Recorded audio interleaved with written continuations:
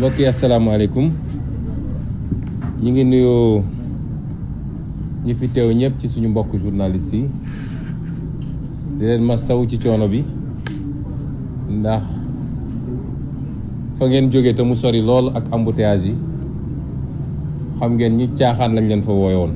mooy ndajeem procureur waaye nañ ci dellu si di nuyu mbooleem ñi ñuy seetaan ci spectateurs yi ñi ñuy seetaan en direct ak ñi ñuy seetaan yi plus tard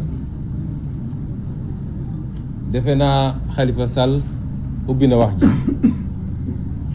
waaye balaa may tàmbali sama wax dinaa njëkk a dànkaafu Macky Sall ak ñi nga xam ne ñoo koy jàppale ci tappale yi mu nekkee ci réew mi muy lenn ci fonctionnaires yi ak lenn ci magistrats yi réewum Sénégal boo ci génnee politique muy Benno Bokk Yaakaar ñaar yi koy yàq actuellement mooy lenn ci fonctionnaires yi ak lenn ci magistrats yi saa yi ma ko waxee nag seen xol di bëgg a dagg waaye lu ne fàng du lu ñuy essayer démontrer sénégalais boo laaj mu wax la te dama faral di wax ni fonctionnaire sa grade nu mu kawe kawe ab nit dong nga di ab citoyen magistrat sa grade nu mu kawe ab nit dong nga di citoyen te fañ la teg askan wi di la fay pour nga def ab liggéey dafa am charte ñu tëral nit nii nga war a doxale saa soo ko wàccee rek mérite too ñuy maslaxa ak yow wala ñu naan dañ lay respecté parce que yaa njëkk a xotti worma réew mi lenn ci hauts fonctionnaires yi ak lenn ci magistrats yi ànd ak Benno Bokk Yaakaar te liy firndeel seen lënkaloo ñoom mooy lan tey Yewwi Askan Wi kan la amal problème administration la amal problème ak justice direction générale des élections ministère de l'intérieur ak conseil constitutionnel la ñu amal problème waaye ñan ñoo leen di tontul Benno Bokk Yaakaar boo moytul balaa 22h ñu woo leen ne dañ ñuy tontu te ñun amuñu seen jot parce que ñun ñi jël ay décision ci ndigalu Macky Sall pour éliminer suñu liste de manière injuste et illégale de manière anticonstitutionnelle ñun ñooñu la ñuy waxal waaye saa soo leen tuddee kan mooy tontu Benno Bokk Yaakaar mooy tontu loolu moo wane seen lënkaloo tey amul sénégalais bu mu ump administration Sénégal ak justice su Sénégal dañoo los gombaanu dañoo nërmeelu waaye dañoo dem jébbalu ci Macky Sall lu mu leen wax suba bu ngoon jot loolu la ñuy def ñooñu noonu nag laay waxal Macky Sall mi leen jiite Cheikh Abdou Bara Dolly nañ ko ba mu dem këram gis nga ay waxu Macky Sall institution est-ce que Macky Sall institution bu jar a respecté la institution bu jar a respecté dina wàcc Sénégal ba di dem di toog ak ñoo xam ne lenn rek lañ leen mën a mandargaal mooy saaga mën nañu saaga nga dem taxaw ak ñoom naan da ngay suuri rek yu ñàkk fayda yoo xam ne kenn xamul lu mu doon kon institution Macky Sall su dee institution la nit la di père de famille di jëkkër di doom ni mu mënee fay ay nit ne leen dem leen saagal ma Ousmane Sonko dem leen saagal ma Macky Sall dem leen saagal ma Khalifa Sall ak keneen ak keneen te boobu ba léegi déggu leen ñu wax ndax yàlla may nañu xol yu yaatu ba ñu mën a dëkku waaye boo xamee ni sa xol moom ak benn grain d'atome ñoo tolloo waroo jiitu di fay ay nit naa leen demal saagal ma ay nit rawatina nag nga nekk président de la République c'est-à-dire Macky Sall fi mu wàccee fonction présidentielle au Sénégal gëmma ni mun nañu atteindre ci loolu fi mu wàccee fonction présidentielle di woo nit ñi palais parce que mën ngaa saaga ñaata nit la recevoir palais lan mooy seen mérite saaga li waa ji ne en fait li expliqué yëpp Macky Sall a un problème avec son passé je crois il a un problème lui avec son passé et il essaie de prendre une revanche sur la société moo tax respecté wul kenn ku dul Macky Sall ci boppam. keneen ku dul Macky Sall jàpp na ni doo nit soit nga ànd ak moom da nga koy ndunguru wala mu jaar ak yow fu ñëpp xam wala nga ne yow d'accordu maak moom ci ni mu yoree réew mi mu ne faw ma tëj ko kaso loolu mooy Macky Sall. kon fi mu wàcce institution yi fii institution présidentielle au Sénégal kenn mësul egg foofu léegi nag li may wax sénégalais yi mooy doonte Macky Sall institution la ab nit la yor njaboot yor soxna yor ay doom buñ ko tuddee ci an bu mu jàpp ni du anam bu jaadu ni mu koy méttee na xam ne ñi muy fay pour ñu dem saaga nit ñi ñooñu muy saaga dañoo yor njaboot yor ay soxna yor ay kër am image bu ñu war a défendre kon kilifa yi laay waxal parce que sëñ Abdou Bara Dolly dafa am balaa politique di ñëw dafa am fu mu bokk di kilifa li ñu bëgg a gëmloo kilifa yi mooy sëñ Abdou Bara Dolly dafa wax loo xam ne lu rëy rëy la moo tax ñu jàpp ko loolu amul politique moo tax ñu jàpp ko élection bii ñu dëgmal te mu bokk mu nekk tête de liste Touba ñu xam ni buñ demee duñu mun a gagné moo tax ñu jàpp ni suñ ko jàppee ba élection yi passé dañu wàññi suñu doole anam gi ñu ko jàppee it jaarul yoon parce que loi dafa ne constitution moo ko njëkk a wax règlement intérieur de l'Assemblée nationale doo ko reprendre député munoo ko jàpp lu dul jàpp nga ko en flagrant délit mooy ba muy def nga ko fekk muy def lu dul yoon nga jàpp ko wala mu def ba pare di daw clameur publique poursuivre ko nga jàpp ko ci anam googu mun nañu d'accord ñoom ñu ne dañ ko jàpp ci flagrant délit te gannaaw def naa ëllëg sa wala gannaaw ëllëg sa lañ ko dem jàppi donc loolu dootul lu tooy nga ne jàpp nga ko flagrant délit mais flagrant délit da nga ko war a juger ci nu mu gën a gaawee mooy flagrant da nga ko war a présenter devant le juge ñu juger ko te li ci ëpp sursis lañ lay def nga bàyyi mais jàpp nañ ko ci flagrant délit dem ba ci biir procureur bii doon wax sànq nga xam ne moo yées Serigne Bassirou Gueye c'est procureur bi moom dem ba ci biir daal di bind juge d'instruction ne bëggatuma nga yóbbu ko flagrant délit dama bëgg nga ubbi instruction pour rek ñu mun koo téye juróomi weer juróom benn weer juróom ñaari weer loolu du yoon wax naa keroog Moustapha Niass bu doon président assemblée nationale bu baax la mooy dem génn ji Serigne Bara Serigne Abdou parce que téye buñ ko téye jaarul yoon ci jamono jooju nit taxaw na fii ne nañu rey Ousmane Sonko tey mu xëyaat ne li ma wax feddali naa ko ana procureur bi doon wax sànq naan waa li xew ci dëkk bi ana mu moom su yi taxawee dossier 94 milliards OFNAC def na rapport am ne ko ñii dañoo sàcc xaalisu réew mi Ousmane Sonko wax na dëgg nañ leen poursuivre ana procureur ci jamono jooju kër yi ñu fekk ay milliards ñu tëj ci ay néeg ana procureur ci jamono jooju gis ngeen injustice bi nekk ci dëkk bi fi mu ñu jëmee te musul egg ndimbo bi nag musul am ñuy jàpp ñiy luxus xaalis ku ñu jàpp daal ku ñu jàppoon mu tëral di ko rendi te ànd ak Macky Sall bu yóbboo nga xam ni yow tu n'as rien à craindre li ñuy wax nii nag su may wax ay menaces de mort ma leeral ko xam nga ay dessin animé yu naan dañuy def menace de mort ñun loolu nit ñoo xam ne matuñu sax nit naan dañuy def menace de mort waxuñu ko parce que daf ñoo yëngal mais dañuy interpeller kii nga xam ne moo toogoon sànq di wax ay waxu daanu ci saret lii lu leer naññ la lu ñëpp teg seen bët te yëkkatiwul benn baaraam loolu moo xew Sénégal ñaareel bi ma bëgg a wax mooy ñoom li ñu xaw a réussir nag tuuti mooy fexe nañu ba nit ñi waxatuñu ni Benno Bokk Yaakaar warul bokk ci élection yi waaye ñëpp ñu ngi naan Yewwi dafa war a bokk ma delloo si xel yi ci lenn conseil constitutionnel forfaiture bi ñu def li ci gën a garaaw du sax ñu ne liste titulaire Yewwi Askan Wi warul dem waaye le fait que ñu fexe ba dugalaat Benno Bokk Yaakaar te boobu jamono Benno Bokk Yaakaar ay parrainage am ëpp na muy benn parité am respecté wu ko loolu gën a garaaw ci le conseil constitutionnel def ces 7 charges-là c'est des criminels li ñu def c'est un crime loolu moo gën a garaaw que sax le fait que ñu ne ñun suñu liste titulaire nationale du dem kon dama bëgg ñu delloo ci xel yi ci loolu balaa ñu naan suñu liste nationale dafa war a bokk coow li yëpp mooy Benno Bokk Yaakaar waruloon bokk ci élection bi parce que keneen ku mu doon listam doo bokk ci élection bi. ñaata nit la ñu téye parce que nee nañu seen parrainage matul yoon dafa ne parrainage bi bu manqué benn munoo dem, bu ëppee benn munoo dem. Benno Bokk Yaakaar ëppale benn depuis quand conseil constitutionnel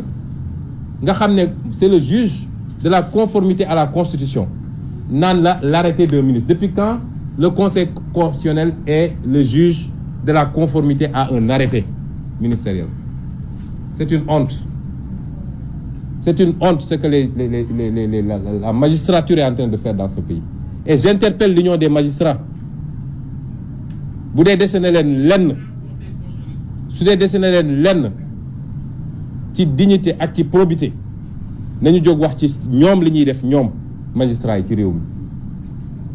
Bu dee nag dañoo bëgg a gëmloo ni justice amatul desetul dara lépp a ngi ci loxo Macky Sall ñu xam ni on a un pouvoir exécutif amuñu judiciaire amuñu législatif pouvoir exécutif la ñu am boo xam ne ay juges yu koy jaamu la ay fonctionnaires yu koy jaamu la looloo fi des ci réew mi. Et donc ñetteel bi ma bëgg a wax mooy arrêté préfet bi li préfet def dafa symboliser li ñu def suñu administration léegi li des ci administration. Le gouverneur laa bëgg a wax sax gouverneur d'abord parce que le gouverneur de Dakar ku ma xam bu baax la maag moom ñoo bokk promotion ENAM chaque 5 heures ñoo doon footballeur terrain ENAM xam naa ni ku baax la waaye Alhassane gis nga àdduna yenn saa yi nga jël sa responsabilité ñu affecté la feneen sax moo gën nga nangu ñu associer sa tur ci njombe yu mel nii. moom gouverneur Alassane Sall sama frère la je le connais xam naa nit ku baax la l'esprit noonu lañ ko doon wooye bi ñuy football l'esprit waruñu laa wàcce ba ci lii rafetul carrière jarul yenn yi nit sa dignité ak sa diggante ak sa borom amul lu ko war a jar lu dul ay carrière. Macky Sall wax na Antoine Diome wax na et cetera parce que moom ci boppam ñu signé la loolu xam na ni article bi ñu wax yéen journalistes yi la jublu te pourtant yéen journalistes yéen a ngi ni di couvrir suñu conférence de presse bu meeting amee di ngeen ñëw. Article bi amul benn rapport avec la liberté de manifester ou de se regrouper amul. dafa ne période préélectorale bi yéen waru leen couvrir propagande électorale ñoom suñu cohérent ak ñoom te yéen ñëpp dañ leen war a ñëw roñ kon moom Alhassane xam na ni liñ ko signéloo te wóor na ma sax dañoo bind rek ne ko signél mu signé xam na ni lii dëppoowul ak yoon waaye c'est à ça que notre administration est réduite et c'est triste. Réew mi bu ñu koy defaraat justice ak administration la ñuy njëkk a jublu ay réformes parce que justice bu nërmeloo ci réew rek dara desu fa lépp mun na nërmelu ci réew ba mu des justice te soo waxee nag ñu làqati waaye l'institution judiciaire nangam les plus grands ennemis de l'institution judiciaire sont dans la magistrature loolu mooy dëgg. kon arrêté gouverneur bi c'est un arrêté illégal mënul servir de base à une interdiction. Préfet bi li mu def tey mënul légal parce que préfet bi ñaar la wax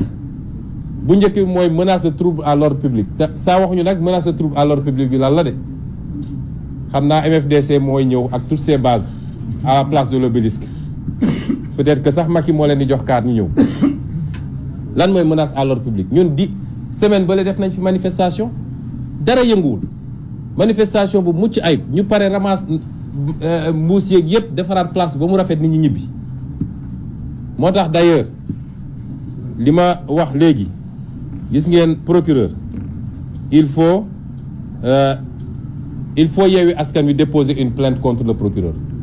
parce que ñu def manifestation ay une semaine coow amul dara amul nga toog ba tey nañu suñu manifestation boobu insurrection la woon est-ce que procureur bopp bi yuur bi normal na ñu def seen manifestation une semaine plus tard dara yëngatuwul pétard sax dégguñu ko nga jékki-jékki inventé say ay histoire ne manifestation bi insurrection la woon ana les signes de l'insurrection kan la ñu xeexal fan la ñu dem est-ce que dañoo déloger palais est-ce que ana signe insurrection loolu mu ñu jiiñ nag on va déposer. On va demander à nos avocats de préparer, on va déposer une plainte contre vous. Parce que toog yor fonction rek foog ni lu ne mën nga ko teg ci deru nit ñi dafa yomb. Procureur waxul dëgg xam na ni insurrection amul te nous l'interpellons personnellement parce que dafa am loo xam ne nit su koy def mun nañ ne c'est des actes et des propos détachables de sa fonction procureur du lii li mu wax tey politique la.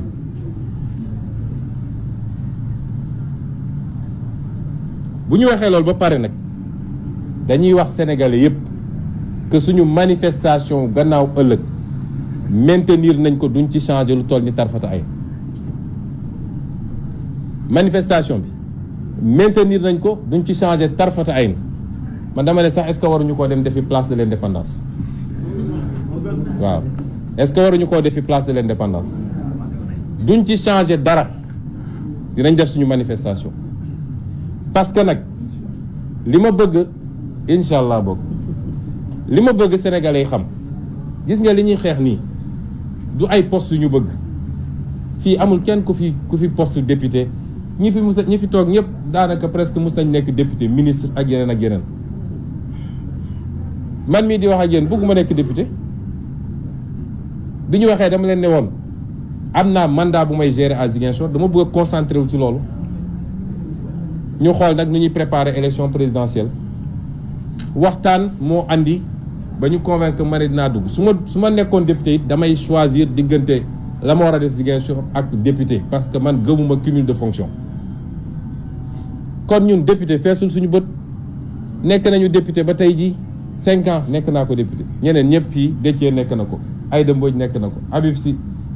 Khalifa Sall et cetera kon lan mooy poste député ñun xeexuñu pour poste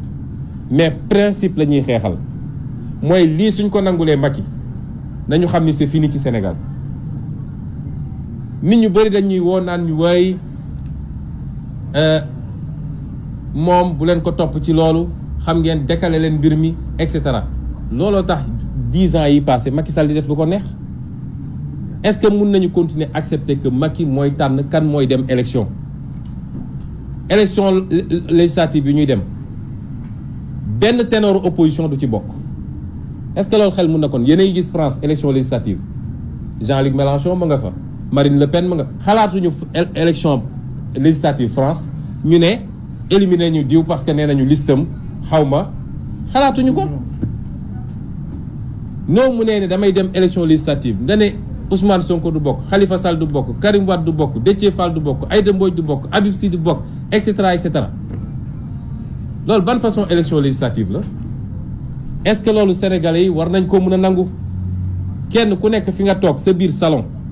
nañu posé wu question yooyu principe yooyu la ñuy xeexee muy ñaar mooy li mu def pour annuler suñu candidature te tegu ko ci yoon ñaareel bi mooy mu tegaat ci nag ne les libertés dama koy confisquer ma fàttali ni Macky 2011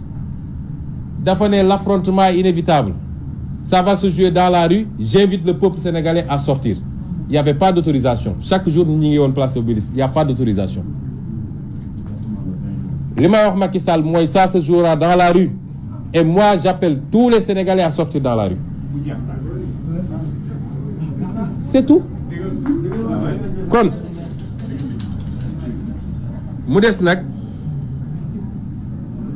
buñ ko bàyyee ba mu tere ñu ñun manifester te nu mu munti demee dina am manifestation lay bañ dina am manifestation nag bëri na forme dëkk bi yépp dina am manifestation bu soobee yàlla li ca des nag mooy complot yi nga xam ne Macky Sall mi ngi ak moom complot yi mu nekkee xam nga li mu defee woon France ñun xam nañ ko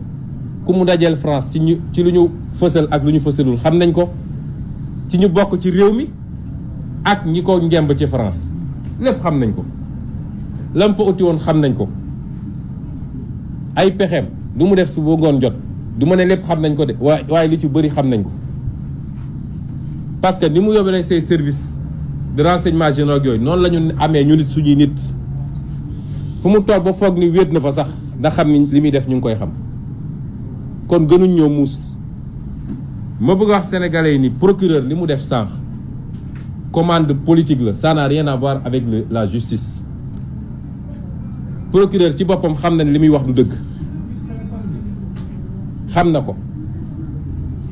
kon li mu def léegi politique la, du justice. tayit leader yi fi nekk yépp ay cible Macky Sall lañu, waaye xam nañ ni tey leen tax a jóg mooy jëmm Ousmane Sonko. moo tax dem nañu fabriquer seen rebelle, feex nañ ba mu tudd Ousmane, su tudd doon Ousmane it Sonko lay sant. waaw su tudd doon Ousmane, su tuddoon Bakary Sonko lay sant. dem nañu fabriquer seeni rebelle, nee nañu waa ji moom xamu fu mu jógee, moom dong nag mu waroon ñëw taal Sénégal. moom dong xam nga fu ñu ko jëlee ak ay xam naa ni yàlla war na koo may ay dons yu extraordinaire. moom dong moo waroon ñëw taal ci Sénégal. ma wax leen ni procureur waxul dëgg, day politique, ci politique la nekk. waaye procureur dafa waroon am fitu ne Macky Sall daf maa yebal pour ma jiiñ Ousmane Sonko rebelle dem jàppi ko. wax ji yëpp loolu la. ay personnes ne intouchables dans ce pays. li mu ci jublu xam nañ ko. waaye ñoo ngi leen di xaar. jóge nañ ci complot siif, jóge nañ ci complot salafiste, jóge nañ ci complot Tuloy Oil, léegi bii moo leen dese. waaye fii lañ leen di xaar, fii lañ ñuy fekk. seen complot bi mu voté loi am gannaaw duma yi ñu ko duma mars daaw la voté loi ci terrorisme, yéen a ngi koy fàttaliku.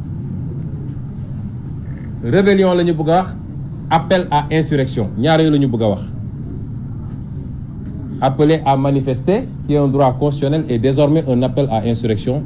dans le jargon, le lexique juridique de Macky Sall, de son procureur et de ses juges. foofu lañ toll ci Sénégal. seen bébét yëpp nag mooy lu ñu def ba teg loxo ci leader yi. seeni complot dem na ba ne soyez pas étonnés ñu fomenter fi ay attentats. Macky Sall sañ na ko. di ngeen jékki-jékki ñu dégg attentat parce que soo wax ñu ne la contexte sécuritaire, le Sénégal n'est pas en danger sécuritaire. daaw bi ñu ko waxee 4 avril police ak militaires yi ak gendarme yi 4 avril ñoo def seen émission ne li ñuy wax amul, y a pas de djihadisme ni de terrorisme au Sénégal. démenti boobu mi ngi fi, dugg leen ci internet bi, parce que nag nous avons une armée très républicaine boo xam ne kenn mënu koo dugal ci caaxaan. pexem yi muy def ni yëpp ci police la ak ci ñi jiite ñenn ñi jiite gendarmerie. waaye police bi du leen topp de, la ci ëpp ci agent yi duñu leen topp, te chaque fois ma wax leen ko nag, Macky Sall bu mu leen tayle, saa yu defee li muy def ba pare day jël avion dem, bu mu leen tayle. mais seen complot yooyu yëpp daaw bi ñu ko waxee dajale force occulte qu'on a vu jusqu'à présent, xaw ma la nag lan terrorisme, gendarmerie ak police ñoo ñëw plateau 4 avril ne loolu amul. kan moo ëpp information gendarmerie ak armée ci lu jëm ci sécurité? amul ci Sénégal. Macky Sall ci boppam ñoo koy informer. Sénégal nag ñoo war a bañ. Macky Sall sa stratégie waxoon naa ko fi, c'est la stratégie du chaos. xam na ni mënul am 3e mandat. nu muy def ba créer un chaos, fexe ba jàpp les leaders, daal di décréter l'état d'urgence et le comment on appelle ça, le couvre-feu général, pour mën a justifier nag li muy def. régime militaire la fi bëgg a andi. bu dee nag dañ ko topp ci loolu te mi ngi koy def ak des complicités étrangères et à l'interne, ay milices yu muy monter moom Macky Sall, ay milices yu muy monter pour ñu mën a def ay njombe ci réew mi, ñu ne voilà opposition bi ñoo woote woon. loolu lay waajal, ñun xam nañ ko ndax am nañu information yi. ma wax nag ni ñu bëri ñu ngi woo ne ñu bu leen dem ci affrontement. ñun suñu option première du affrontement, suñuy droit constitutionnel la ñu bëgg a exercer, un point un trait, ak refuser une mascarade par rapport à nos listes. amul leneen. ñu bëri dañ lay wax ni Macky Sall sait que l'affrontement est inéluctable, mais repousser leen ko ba coowal 3e mandat commencé. mais li ma bëgg a wax sénégalais mooy li mu bëgg a def nii suñ ko bàyyilee mu yombee noonu ci moom dara dootu ko jomb ci li ci des parce que du koo xam ne mun na dégg wala mun na raisonné wu moom xamul loolu su lambee mu nooy rek day dem looloo tax ma ne ñun combat de principe moo tax ñuy xeex manifestation ëllëg bi gannaaw ëllëg bi leaders yi ñooy xool ndax suba dañuy introduire référé directement au niveau de la Cour suprême man dama koy wax gëwma Cour suprême gëwma conseil constitutionnel jusqu'à ce que ñu réformer justice bi dama gëmul justice su Sénégal ci dossier boo xam ne am na connotation politique gëmuma ko mais la loi d'abord l'article de la Constitution dafa ne liberté de manifester sénégalais dama bëgg mu leer mooy sénégalais bu nekk am nga sañ-sañu ñaxtu te waxul ni da nga war am autorisation de dafa ne da nga ko war a yéegal rek autorité bi la loi de 1978 sur les manifestations lan la wax dafa ne autorité administrative mun na interdire un regroupement wala une marche mais ci ñaari conditions te ñaari conditions yi dañu war a daje dama bëgg ñu déglu ñu bu baax donc interdiction bi c'est l'exception c'est pas le principe mais pour mu am il faut que ñaari conditions yi daje bi ci njëkk mooy il faut mu prouver ni am na menace à l'ordre public prouver gu ko de wax ñu lan mooy menace loolu moo tax ñu ne procureur génnal ne gis nañ fi ay rebelle yu bëri Salif Sadio sax mi ngi Dakar ay waxu daanu saret yoo xam ne kenn xamul lu mu doon ñaareel bi mooy ñu prouver que ñoom amuñu suffisamment de force de l'ordre pour encadrer la manifestation ba menace de trouble à l'ordre public boobu du am ñaar yooyu il faut mu daje or su ngeen seetee arrêté préfet bi benn la ci wax kon arrêté bi c'est illégal dafa ne menace à l'ordre public mais waxul ni man préfet awma suffisamment de policiers de gendarmes pour encadrer la manifestation te gis nga loolu Cour suprême ci boppam génne na ci arrêt yu bëri ma jox leen ci ñeent rek en 2011 Alioune Tine Rado contre État du Sénégal en 2016 Amnesty International contre État du Sénégal en 2018 Église du christianisme céleste contre État du Sénégal et en 2019 Assane Ba Birane Bari et compagnie contre État du Sénégal yëpp même chose la État du Sénégal dafa interdiroon manifestation Cour suprême ne ko da nga ne simplement que menace à l'ordre public mais prouvé woon ni yow amoo suffisamment d'effectifs de policiers et de gendarmes pour encadrer ba menace boobu du am donc tu n'as pas le droit d'interdire la manifestation donc l'arrêté du préfet lui-même est illégal léegi nag leaders yi mun nañu xool parce que man gëw ma ay li ñu justice woon ci jamono ji man gëw ma justice bi mais su ko te suñ ko dugalee suba it la Cour suprême a 48 heures pour délibérer mais vu que ñoom tey la ñuy doog a notifier affaire bi suñu dugalee suba la Cour suprême doit se donner les moyens de régler cette affaire avant vendredi matin c'est ça qui est la norme mais duñ ko def parce que waajee toll fi mu toll woo leen ne leen bu leen yëngatu foofu la Sénégal toll bu ma dajalee lii lépp nag je vais lancer un appel aux Sénégalais aux militants et militantes aux sympathisants et aux sympathisantes à tous les Sénégalais et Sénégalaises épris de justice appel bi ma leen lancé woon daaw laa leen di waxaat c'est un appel à la résistance constitution moo ne ku ñu dénk nguur muy jalgati yoon di utiliser les moyens d'État pour dal ci kaw Sénégalais yi pour dal ci kaw opposition bi constitution may na la droit nga résister ni mu valable woon daaw ci mois de mars la valable tey lu bëri ci Sénégalais yi dañu jàpp ni mobilisation bi Sénégalais yi affaire u liste jaralagu leen ñu mobiliser wu donc nañu xaar mbir mi ba bu mu tuddee troisième mandat may wax Sénégalais yi ni du affaire u liste moo tax ñuy mobiliser wu liy xew tey mooy déterminer troisième mandat bi bu ku jàpp ni affaire bi suñ ko bàyyee mu yomb nii du continuer ci troisième mandat bi forcé def forcing da ngay nax sa bopp moo tax j'appelle tous les Sénégalais à la résistance dafa am jamono yoo xam ne buñ ci tollee cim réew li nga xam ne mooy xeeñ ci Sénégalais yi ñëpp xam ni changement bi ñuy xaar depuis longtemps xeeñ na mat na ñor na surtout yéen jeunesse bi muy étudiant bi muy ambulant bi muy élève bi muy keneen ak keneen nga xam ne yéen la ñu bëgg a xañ loolu. Macky Sall bëgg fi toogaat 20 ans parce que rek suñu gaz bi mu bëgg a jaay ba pare bëgg koo continuer ak suñu xaalis réew mi ñuy détourner ak yeneen su ngeen seetaanee ba lii romb facilement suñ ko seetaanee ñun ñëpp ba mu romb facilement dinañu màtt suñu baaraam te duñu am fu ñu ko jooyee. moo tax fu ñuy daanelee mooy appeler publiquement massivement à la résistance face à